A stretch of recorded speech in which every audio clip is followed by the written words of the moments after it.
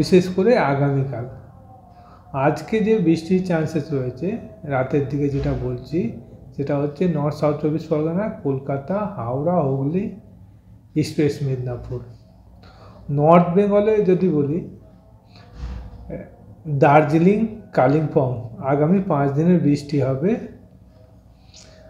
আর কুচবিহার, আলিপুরদুয়ার, জলপাইগুড়ি, মালদা, দিনাজপুর কাল পরশু খুব হালকা ধরনের বৃষ্টি হবে। যেহেতু দার্জিলিং হায়ার রিচ যেখানে রয়েছে সেখানে টেম্পারেচার, মিনিমাম টেম্পারেচার -2, -3 চলে আসবে।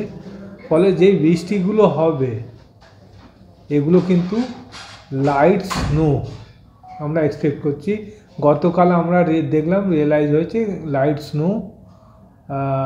আজকেও স্নোফল হয়েছে সান্দাকফুতে, যে আমরা রিপোর্ট পাচ্ছি। আর আগামী 3 দিন খুব ভালো চান্সেস রয়েছে যে লাইট স্নোফল হবে দার্জিলিংয়ে। অন্য জেলাগুলোতে খুব লাইট রেন হবে।